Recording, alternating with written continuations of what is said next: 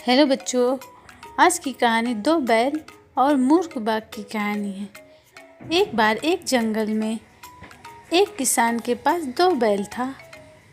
किसान दोनों बैल को बहुत प्यार करता था। वो चारा खिलाने के लिए जंगल के पास कुछ दूर ले जाता था और फिर वापस ले आता था। दोनों बैल ने आपस में यह बात करने लगे कि मालिक हमें जंगल तक क्यों नहीं ले जाता।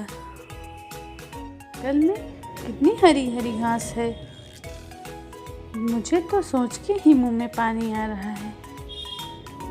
दोनों बैल आपस में यह निर्णय लिया, हम जंगल में चारा खाने जरूर जाएंगे। एक दिन किसान लकड़ियाँ इकट्ठा करने के लिए जंगल की तरफ गया। तभी दोनों बैल चोरी से जंगल की तरफ निकल पड़े। वह दोनों बैल चारा खाते खाते इतनी दूर निकल गए कि उन्हें पता ही नहीं चला। पहला बैल दूसरे बैल से कहने लगा, अरे भाई, हम कहाँ आ गए और शाम भी हो गई, अब हम अपने घर कैसे चलेंगे। दूसरा बैल पहले बैल से बोला, घबराओ नहीं, धैर्य से काम लो और रास्ता ढूंढते हैं। दोनों बैल रास्ता ढूंढने लगे और रास्ता ढूंढते ढूंढते वो अपने घर की तरफ जा ही रहे थे। तभी अचानक एक बाघ आ गया और सामने दो बैल को देखकर बहुत ही खुश हुआ। बाघ ने हंसते हुए कहा, अरे वाह, बैल तो कितने हष्ट पुष्ट हैं, इन्हें खाके बड़ा ही आनंद आएगा।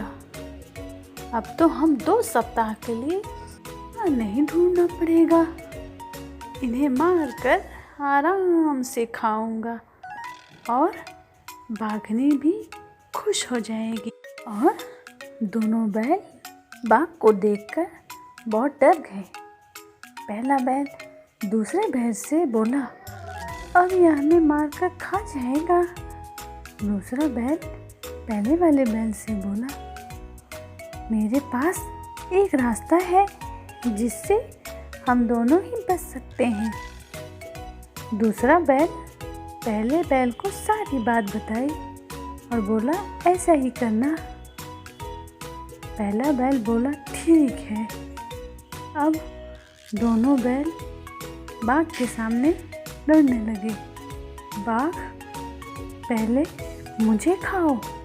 दूसरा बोला, नहीं नहीं, पहले मुझे खाओ।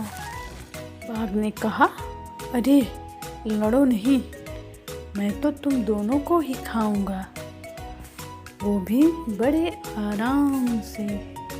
जैसे ही बैल बाघ के सामने पहुंचा, दूसरे बैल ने अपने सींग से मिट्टी खोद के बैल की आँख में फेंक कर भागा।